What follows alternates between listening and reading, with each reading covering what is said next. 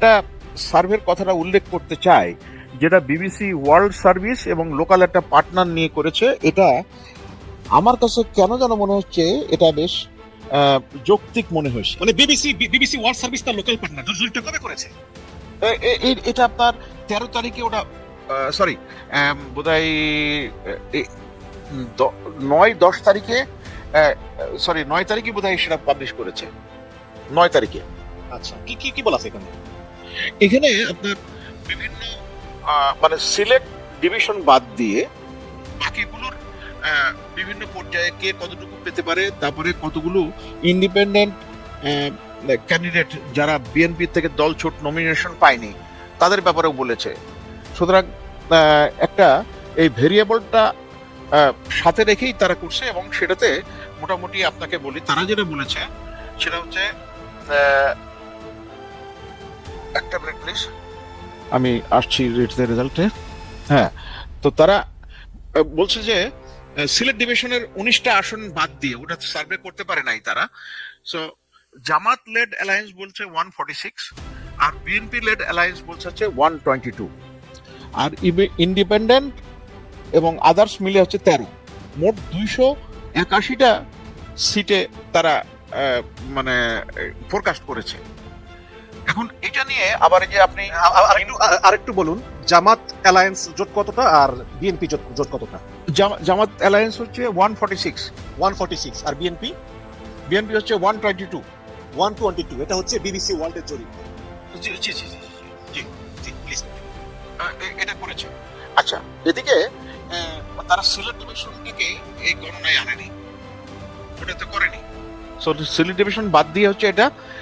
আর মোট এবারে ভোট হচ্ছে 298টা সিটে। সো 298টা সিটের মধ্যে আপনার এখানে 281টার ফোরকাস্ট করা হয়েছে, তো মোটামুটি এরকম। আর এই যে আপনি ইন্ডিপেন্ডেন্ট, আমি যদি ধরেও নেই ইন্ডিপেন্ডেন্ট আপনার 13টার কথা যারা বলেছে, এই 13টাই যদি আবার পরে বিএনপিতে যোগ দেয় তাহলে হবে 135 হয় বিএনপির সেক্ষেত্রে, এবং ওদের জামাত অ্যালায়েন্স আপনার 146টা হচ্ছে। তো সব মিলায় একটা অনিশ্চয়তা আছে যে আসলে কতটুকু হচ্ছে। তবে এই প্রথম আলো একটা জরিপ করছিল, এটা অসম্ভব রকমের আমার কাছে মনে হচ্ছে বাস্তবতা বিবর্জিত। আবার ইনকিলাব পত্রিকার তারা একটা করেছে। এরকম বিভিন্ন ধরনের সার্ভে হচ্ছে, এবং এই সার্ভেটা আমি একটু আপনাকে, বাংলাদেশ প্রতিদিনের বাংলাদেশ একটা করেছে, আবার ইএসডি একটা করেছে। এগুলো সবগুলো দেখাচ্ছে যে বিএনপি মানে ক্ষমতা এসে যাবে, 70% লোক বিএনপি কে ভোট দিবে। এবং আপনি জানেন যে আমার মনে হয় যে এগুলো সবই ফরমায়েশি জরিপ। যদিও কালকে দেখলাম যে জাগরণ এবং প্রোটেকশন বিডি তারাও বলতেছে যে জামাত বিএনপি হাড্ডাহাড্ডি লড়াই হবে। আপনার খেয়াল আছে জনাব মেজর জামান শেখ হাসিনার আমলে ওই যে people's and politics, research and development, এমনকি যে আইআরআই, তারা বলতো যে শেখ হাসিনাকে সমর্থন করে 70% মানুষ সেই সময়। তো এই ধরনের এই ফরমাইশি জরিপ খেলা এইবারে নির্বাচনের আগে এত ভুয়া জরিপ এসেছে যে মানে মানুষকে কনফিউজ করার জন্য এবং একটা দলের পক্ষে কৃত্রিম জনপ্রিয়তা তৈরি করার জন্য, যেটা আসলে খুব অবাক বিষয়। আমি এমন কিন্তু আগে দেখিনি। যে প্লিজ কন্টিনিউ। আচ্ছা, আমি হাড্ডাহাড্ডি লড়াইয়ের আভাসটা আপনি জরিপ যা বলুক আর না বলুক তার চেয়ে আপনি দেখবেন যে ভারতের প্রতিক্রিয়া, ভারতের বিভিন্ন নিউজ মিডিয়া মানে তারা যেভাবে ইয়ে করছে, এবং জামাতকে তারা কিন্তু সামনে নিয়ে আসছে, এবং এটা কিন্তু এমনি এটা স্বাভাবিক হয় না। সবসময় তো বাংলাদেশের নেগেটিভ সাইডটাই বলে। এখন জামাতের কথা বলছে, এবং সেই ক্ষেত্রে তারা বলছে যে ওই যে ফান্ডামেন্টালিস্ট শব্দটা যে জায়গায় যত জায়গায় লাগানো সম্ভব সেই আস্তরণটা দিচ্ছে, ফান্ডামেন্টালিজমের কথাটা নিয়ে আসছে সামনে। তার মানে আবার আরেকটা জিনিস আপনি খেয়াল করেছেন যে আল জাজিরার সাংবাদিকরা জামাতের শফিক সাহেবের ইন্টারভিউ নিচ্ছেন, ইউরোপিয়ান ইউনিয়নের বিভিন্ন নেতৃবৃন্দের একাধিকবার বা অন্যান্য গুরুত্বপূর্ণ রাষ্ট্রের দূতাবাসগুলো জামাতের সাথে একাধিকবার মিটিং করছে। তার মানে কিছু না হলে তো তারা গুরুত্বপূর্ণ না হলে ওই যে আপনার ফরমাইশি যেগুলো জরিপ হচ্ছে যে 70%, 60%-এর উপরে বিএনপি লেড অ্যালায়েন্স পাবে, তাহলে তো এদের সাথে যোগাযোগ করার এত বেশি প্রয়োজন ছিল বলে আমার কাছে মনে হয় না। সো এই এক্সটার্নাল এই দুই ফ্যাক্টর ইস্যুগুলো যদি আমরা বিবেচনা করে দেখি, তার মানে জামাতের অবস্থানটা আগের থেকে অনেক শক্ত হয়েছে। আরো কয়েকটা জিনিস আমি আপনার একটু সামনে নিয়ে আসতে চাই, আপনি একটু কাইন্ডলি একটু দেখবেন। এটা হচ্ছে জামাতের নিজস্ব একটা তাদের ভোট বলয় আছে, আর তার সাথে ইয়াং ভোটারদের একটা বড় অংশ আছে। আরেকটা যেটা অনুচ্চারিত, আমি আপনার সাথে এই প্রোগ্রামে আসার আগে আমি 8-10 জনের সাথে দেশের বিভিন্ন প্রান্তের কথা বলেছি। এর ভিতরে একজন বাঘা কয়েকজন সাংবাদিকের সাথেও কথা বলেছি, যারা ওই দলীয় লেজুর ভিত্তি করে না।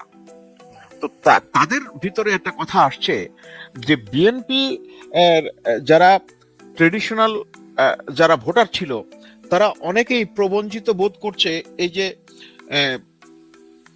আওয়ামী লীগের এই সমস্ত লোক যারা তাদেরকে নির্যাতন করছে, এখন তারা আবার এই বিভিন্ন মিছিল মিটিং এ যাচ্ছে এবং বিএনপির সমর্থক হয়ে যাচ্ছে।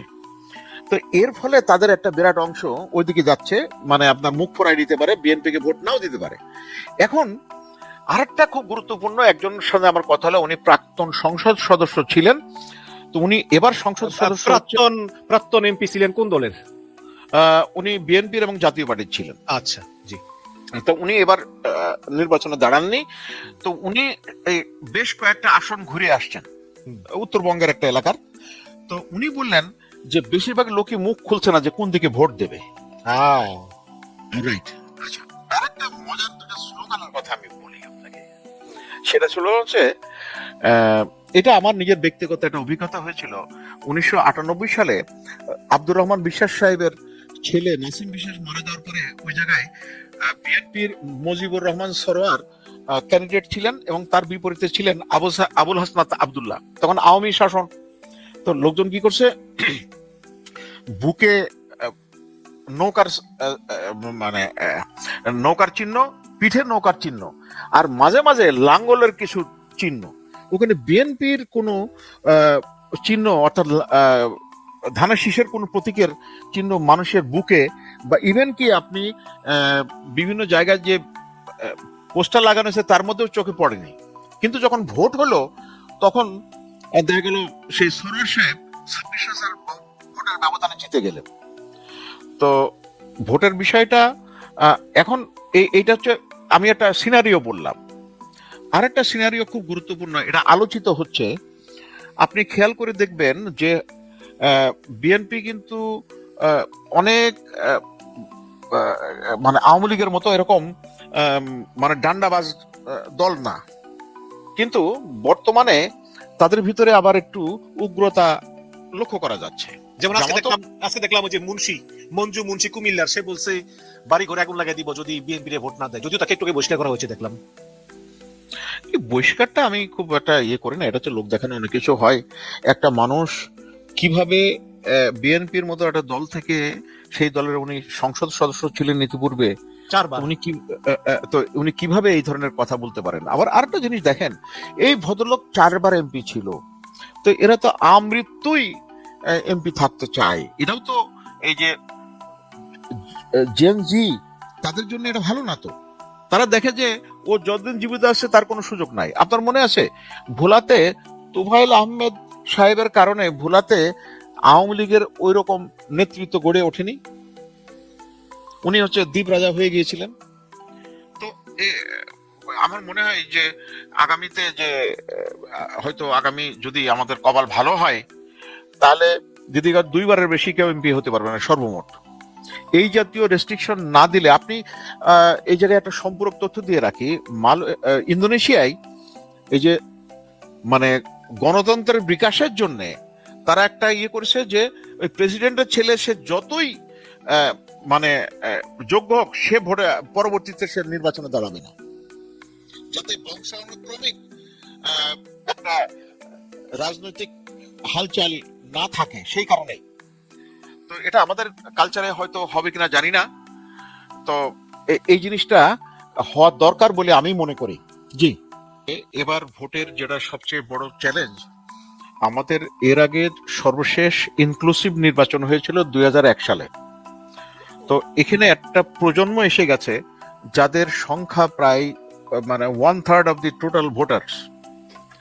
সো আর তার সাথে যদি আমি যোগ করি যে 2001 সালে যার বয়স আপনার 17 বছর ছিল, উনি কিন্তু ভোট দিতে পারেননি। অর্থাৎ ফ্রি, ফেয়ার এবং লেভেল প্লেইং ফিল্ড নিয়ে এবারেই সম্ভবত প্রথম ভোটে তারা ভোট দেওয়ার জন্য নিয়োগ করেছেন। এটার সাথে আবার আরেকটা আলামত যোগ হয়েছে, সেটা হচ্ছে প্রবাসী ভোটারদের বেশ প্রবাসী তারা ভোট দিয়েছেন ব্যালটে, পোস্টাল ব্যালটের মাধ্যমে। সো এই নতুন যে ভোটারগুলো হচ্ছে তাদের ট্রেন্ড অ্যানালিসিস, তাদের ভোট দেওয়ার প্রবণতাটা কতটুকু, এটা নিরূপণ করা খুব কঠিন। আমি ইতিপূর্বে যারা এই সার্ভের সাথে জড়িত ছিল তাদের সাথে আমি বেশ কয়েকজনের সাথে কথা বলেছি, কিন্তু তারাও ওই বলছে যে এবার আমি ঠিক প্রবণতা বুঝতে পারছি না। এটা গেল একটা দিক। দ্বিতীয় দিক হচ্ছে যে ট্রেডিশনাল যে ভোটার বেজ বিভিন্ন দলের, আমি মানে বিএনপি জোট এবং জামাত জোটকে বলছি, আওয়ামী জোটকে সামনে নিয়ে আসছি না, তারা যেহেতু ভোটে নেই। তা এখন হচ্ছে কি যে বিএনপি জোটের জন্য একটা বড় সমস্যা হয়ে গেছে যে তারা আওয়ামী লীগকে অন্তর্ভুক্ত করতে গিয়ে বিএনপির যারা ট্রেডিশনাল ভোটার বেজ তারা নীরব হয়ে গেছে। এখন তাদের ভোটটা কোন দিকে যাবে সেটা ঠিক নিশ্চিত বলা যাচ্ছে না। আবার এই যে আওয়ামী লীগের যে ভোট মুখে মুখে তারা বলছে যে আমরা এখন তোমাদের সাথে আছি, আওয়ামী লীগের মনে করেন যে বিভিন্ন মেম্বার, চেয়ারম্যান বা তার উচ্চ পর্যায়ের যারা ছিল তারা বিএনপির মিছিলে অংশগ্রহণ করছে, কিন্তু সেটা কতটুকু মৌখিক বা লোক দেখানো আর কতটুকু আন্তরিকভাবে ভোট দেবে সেটা বলা যাচ্ছে না। সো এই কয়েকটা ভেরিয়েবলের কথা আমি বললাম। আরেকটা ভেরিয়েবল খুব গুরুত্বপূর্ণ, সেটা হচ্ছে মনে করেন আগে যেটা হতো যে পুরা পরিবার সহ তারা একই মার্কায় ভোট দিত। এবারের ক্ষেত্রে এই বিশেষ করে জেন জি তাদের জন্য এটা প্রযোজ্য হবে বলে মনে হচ্ছে না, আলামতে যা মনে হচ্ছে। সুতরাং তারা যেটা ভালো মনে করবে সেটাই করবে। জি, তো এই এই এই এই এই ভেরিয়েবল গুলোর কারণে ভোটের প্রবণতা কোন দিকে হবে বলা খুব মুশকিল। তবে আমার কাছে এর মানে একের পর এক সার্ভে আসছে, কিন্তু আমার কাছে কিছু কিছু সার্ভে মনে হয়েছে ফরমাইশি সার্ভে, একেবারে ফরমাইশি সার্ভে। তো যাই হোক, এটা ভোট হওয়ার পরে বোঝা যাবে যে আসলে তাদের সার্ভেটা কতটুকু ছিল। এবং আপনি অবাক হবেন না জেনে যে ঢাকা বিশ্ববিদ্যালয়ের যে ছাত্র স্টুডেন্ট ইউনিয়নের ভোট হলো, সেখানে তারা আগামী কয়েকজনের সাথে কথা বলেছি। তো তারা এমন তুচ্ছ তাচ্ছিল্য ভরে আপনার এই যে শিবির অ্যালায়েন্সের ব্যাপারে বললো, বলে কয়েকটা সিট পাবে তারা, কিন্তু বাস্তবে দেখা গেল যে তারা ভূমিধস জয় পেয়েছে। সো এরকম হবে কিনা বলা মুশকিল।